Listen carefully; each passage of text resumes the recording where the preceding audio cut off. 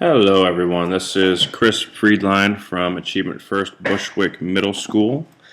This is my third attempt at making a webinar for you, and this time will be successful, I promise. I'm going to keep this under 15 minutes, so it should be on YouTube, and let's get started right away. Now, logging into khanacademy.org, this will be the first thing that your students come up to. However, they need to log in, so if we look at the login screen for Khan Academy, we see that they have two options, Google or Facebook. It's really your call on which one you'd like to use. I don't like them to use Facebook just because it's a little bit of a distractor. It allows them to jump onto Facebook to post certain things about their score, which I want them to do, but I don't want them to do it at school. So I set up my own Google account for all of my kids. I would go in here and I set all of them up. I gave them their first name, dot, whatever their last name was. I said what the year they would graduate college is at gmail.com. I made sure that everyone had the exact same password, which was my last name and the year I graduated high school, and they could sign in. Perfect. And when they see that, they have their name right up here in the upper right hand corner. That means that they're signed in. They're all good to go. Now the only problem with that is that of course you have to go to Google. You have to set up an actual Gmail account. Well, this is not what I wanted to do.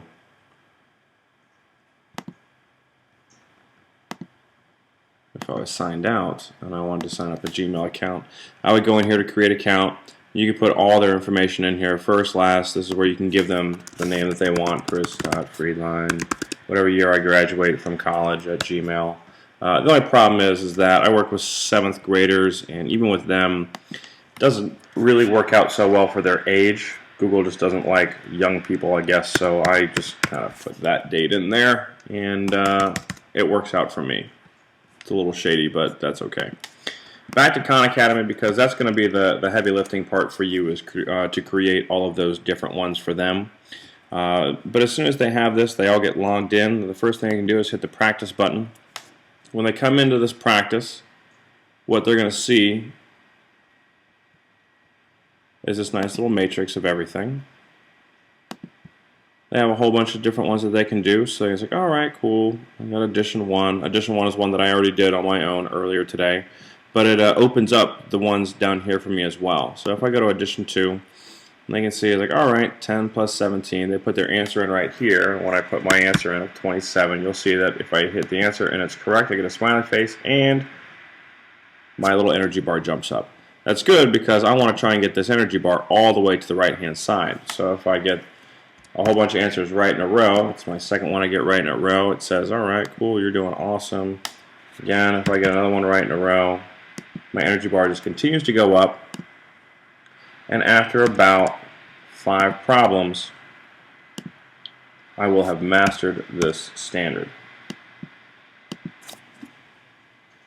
It gives me a full energy bar. It says you're ready to move on, you're proficient on this topic. I can choose a new exercise. I get a badge. These little badges right here, I like to tell the kids are kind of like Xbox 360 achievement points, or you know, the little things that you get online for like online play or something like that. Good thing is they can go online at home and share these on Facebook. I don't like them doing it in class though. It kind of incentivizes them to go home and actually jump on Khan Academy and get some extra practice at home, which I'll show you in just a little bit. Now, if they're working on their own on this particular day, maybe they're one of your more advanced students, then they can just keep going right along to whatever they want. Keeps going. Now, here's where it gets a little bit more difficult. So for this one, maybe they actually have to do some work here. So they go, okay, I got a 0. Oh, I don't know. Let's see. 8, 6, 0. Oh, good. Got the problem right. I go on. Well, what happens if I get a problem wrong? What if I go, okay, 5, let's see. 8 plus 5 is 13. So I get 653. I got the problem wrong. Well, you saw that right here, my energy bar just went down. It decreased. It knows that I'm not doing so well in this, so it knows I need more practice. Maybe I quickly understand, oh, I see what I did wrong. Duh.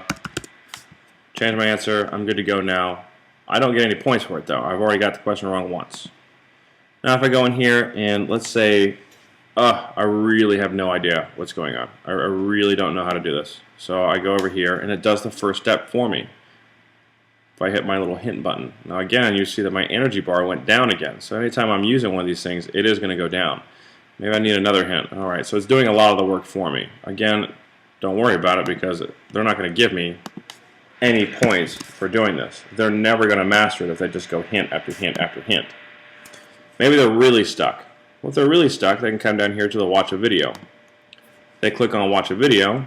We can turn this up a little bit. And they can watch the entire video on how to add. What I want to do in this video is, one, just do a bunch of Take it a little addition bit further. examples so that we really get some good. A little bit further down here so you can see. One dime plus 4 dimes is 5 dimes. So he's breaking it down. 5 dimes and 6 pennies. Breaking it down in a very nice, easy way for kids to understand. He's got a lot of examples up in here. Just a great program all around. So after watching something like that for a long time, they should be able to go back into their problem and be able to solve these correctly. That's what they're going to be working on mostly. Of course, if you do have like a full class one that you want to do, which is what I do, is I have something, so maybe we're working on exponent laws. So they can come over here and you can tell them all to hit their little search button, start typing in exponent. And as soon as you start typing in exponent, whoops, you might want to spell it right, exponent. So you just start typing in, okay, now I want to go to exponent rules. And I get something like this where I get the basis of the same. I'm going to use basically the law of exponents. So I get 5 plus a negative 5, so I should get 9 to the 0 power. And I'm good to go. Yay, happy, joy. However, for something like this, again, they have all the kinds of stuff that you need. They got the video, not really however right now. They got a hint that you can do as well. They got powers 2 powers, so you got all this fun stuff. And oh, for some reason I'm not logged in. But I just wanted to show you that little thing, is that you can make them all go in and search for the exact same one at the exact same time, so they're all working on one together. That's what they're going to be seeing. This is what you're going to be seeing. You're going to be going into the coaching menu. Of course, you have to log in first. Nope. I'm going to log in with the other kid first. This is my fake one, Chris.Friedline2021. This is my fake account. Sign in, because the very first thing that you want them all to do once they're right here, before they start doing any of the stuff I just showed you, is you want them to hit the coaching button. You want them to go all the way down to the bottom, and you want them to hit add a coach right down here with all this fun stuff, because they have to, and this is my actual email address, they have to add you as a coach if you're going to collect any data on them or you're going to have any idea what they're doing. Now, as soon as they do that, they can go into practice and they can practice their little hearts out. I'm going to log out with my fake account. I'm going to throw this cat on the ground that's trying to get on the computer, and I'm going to log in with my real account. This is my actual coaching account, the one that we just had them add. Oh, I got to use the right password too. Now, when I go into my coaching account, I can go into Manage Students. And now I'm going to see, I got a whole bunch of kids right here because I teach 30 kids in a small group. But I see that that fake account that I made is now in my account for my kids. So he's already in there, and I can come over here to create a new list if he's in a different one. So I got swing, jazz, soul, what's another type of music? I don't know, R&B. There you go. So I'll make that SGI, small group intervention. So now I got another group. And if I click on that group, now I can come over here and I can actually add that student. This student is just going to be in this R&B SGI section now. Just like if I hit my swing SGI, only my 10 kids that are in swing appear in this SGI group, which is great, especially when I want to start going into coaching. Because I don't want to look at all students. I want to look at just one class at a time, because I'm going to be teaching one class at a time. So now that I have this all partitioned off, I have just the 10 kids that would be in front of me at any given time. This main view right here shows you exactly what everyone's been working on, shows the progress that everyone's been making. We can see that I made everybody work on mean median mode and converting decimals to fractions one day. I can see that Brianna got it all right on the first try, so did John Nay, got it all right on the first try. That's what the dark blue means. It's proficient. However, if they got one problem wrong at any given time trying to master that, now it's going to come up as a review. Same color as this over here, which means that you mastered it, but it's been a while since you did it, so it's going to spiral it back every once in a while and make them do this again. This will appear on the left-hand side when they go to the practice bar. So it automatically makes them go back and do all this good stuff again, which is fantastic. Now the light blue means that they've started it, they haven't finished it yet. That's not what I wanted to do. Oh my goodness. There we go. But the red is the good part, not because they're getting it wrong, but because I know they're struggling with this, so I can click on it, and it shows me exactly what Sayak is doing, that he got the first 3 right, but then the 4th one he got wrong. It took him a long time to do it, so I can click on it, and it will show me exactly what answer he got the first try, the second try, and finally the 3rd try when he had the right answer. I can see that he had a 2 in the ones place, which means that he's not regrouping right here. So it took him a while to realize that he had to regroup. Maybe he used the hint button. But this is very, very targeted that it can show me. I can go problem by problem to see which ones he's getting right, which ones he's getting wrong, and how I can best help him. Going back in the coaching menu, I can see my progress summary. Progress summary is nice. I'm going to go in just for swing, because it shows every single thing that they've been working on. Here's one that has everything. Subtraction 3, it shows me that 3 kids have mastered it. 2 kids have started it but have not mastered it. And the cat is on the computer. Sorry, that's embarrassing. Anyways, dumb cat. Let's go back down here.